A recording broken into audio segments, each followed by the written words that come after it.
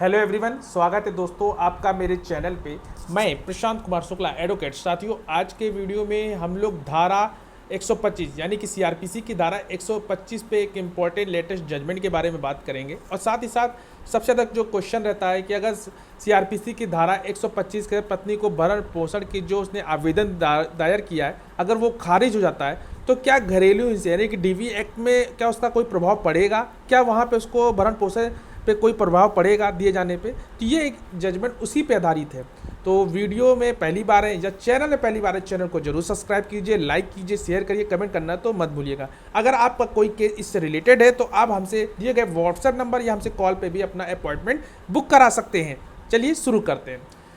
हाल ही में मध्य प्रदेश हाईकोर्ट का एक लेटेस्ट जजमेंट आया जहां पे सीआरपीसी की जो धारा है 125 के तहत पत्नी के भरण पोषण के जो दावे की जो नामंजूरी उसे घरेलू हिंसा अधिनियम के तहत भरण पोषण मांगने से नहीं रोक सकती।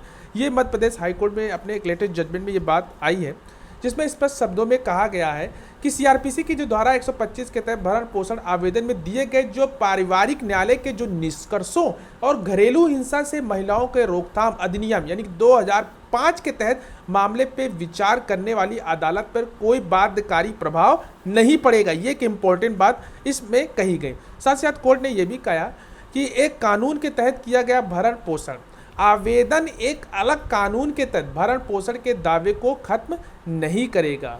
साथ ही साथ पीठ ने यह भी कहा कि अगर सीआरपीसी की जो धारा है 125 के तहत कार्यवाही में भरण पोषण की मांग करने वाली पत्नी आवेदन फैमिली कोर्ट द्वारा खारिज कर दिया जाता है तो ऐसी पत्नी को घरेलू हिंसा अधिनियम की धारा 12 के प्रावधानों के तहत भरण पोषण या अन्य मौद्रिक उपाय का दावा करने से नहीं रोका जाएगा। सीआरपीसी की धारा 125 के तहत आवेदन को खारिज करने में फैमिली कोर्ट द्वारा बताए गए कारणों को जो घरेलू हिंसा अधिनियम से निपटने वाले न्यायालयों के समझ लंबित मामलों में कोई प्रासंगिकता नहीं है।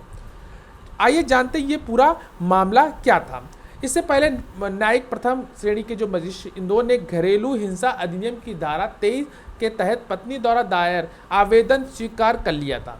पति को अंतरिम भरण पोषण के रूप में 5,000 रुपये भुगतान करने का निर्देश दिया था। अपीलीय अदालत द्वारा इसे निर्देश की पुष्टि भी की गई थी, जिसे इस पुनर्विचार याचिका द्वारा चुनौती दी गई थी। उक्त आदेशों की आलोचना करते हुए पुनर्विचार याचिकाओं ने तर्क दिया कि सीआरपीसी की जो धारा है 125 के तहत पत्नी द्वारा दायर पूर्व आवेदन को परिवार की जो अदालत है उसमें खारिज कर दिया गया था। भरण पोषण के लिए उक्त आवेदन को खारिज करते हुए फैमिली कोर्ट ने कथित तौर पर यह निष्कर्ष निकाला था कि याचिकाकर्ताओं ने पत्नी को उसके वैवाहिक घर में वापस लौटने से कभी नहीं रोका और वह अपने विवेक के आधार पर पति से अलग रह रही थी। याचिकाकर्ताओं के अनुसार भरण पोषण के आवेदन इस आधार पर खारिज कर दिया गया था कि प्रतिवादी पत्नी जो कि याचिकाकर्ता पति के साथ नहीं रहना चाहती थी। याचिकाकर्ताओं के अनुसार फैमिली कोर्ट के इस निष्कर्ष पर घरेलू हिंसा अधिनियम के तहत शक्तियों का प्रयोग करने वाली अदालत द्वारा दोबारा निर्णय नहीं लिया जा सकता।